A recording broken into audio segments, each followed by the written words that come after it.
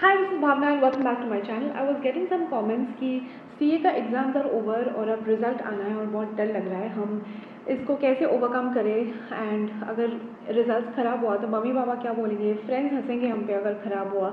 तो ये सारे थॉट्स आना बहुत नेचुरल है, ये थॉट्स मुझे भी आते हैं, but there is a correct way to deal with them. और आज इस वीडियो में we will learn about how we can deal with this fear of failure and how we can utilize our time in a much productive manner. दोस्तों, no one knows how to deal with failure better than a sportsman.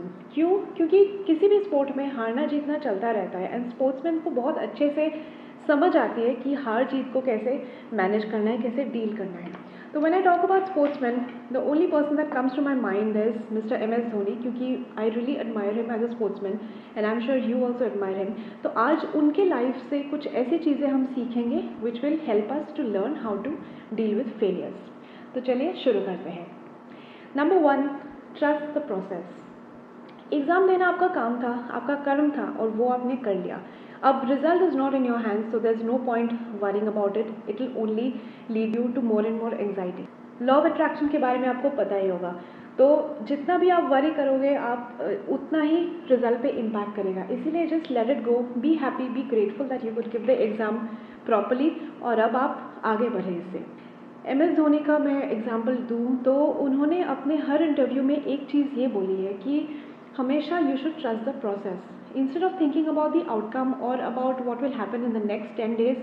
All he focuses on is how to give his best in the very next ball.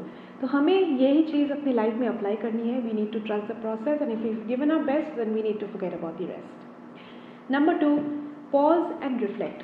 Friends, exams over हो गए तो बहुत सारी questions और YouTube में ये बहुत trend कर रहा है कि एग्ज़ाम के बाद क्या करें, what after see exams.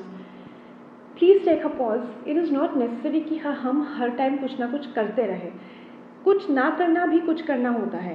What I mean to से इज़ कि sometimes we need to pause and reflect on what we are doing and why we are doing it. Is this course meant for us? If not, what else can we do? Have we taken this course just because we want to earn some money or because सब लोग कर रहे हैं तो हम भी कर रहे हैं, या फिर it will land up in a good job इसीलिए हम कर रहे हैं, और is it really that we want to contribute towards the financial prosperity of the country इसीलिए हम ये कोर्स कर रहे हैं। So it's very important to pause and reflect.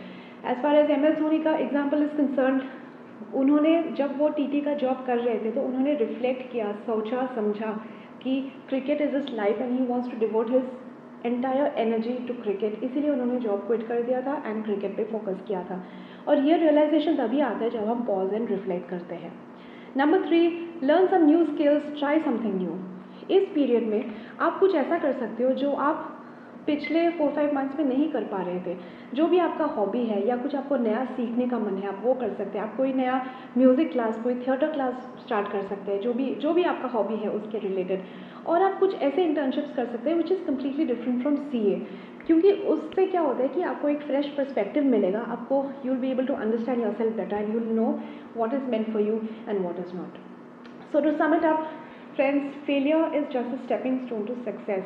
ऐसा नहीं है कि आप फेल कर रहे हो तो लाइफ में कोई एक सेटबैक हो जाएगा। Failures will only lead you to where you are actually meant to go. इसीलिए trust the process, God knows better what is best for you and move forward.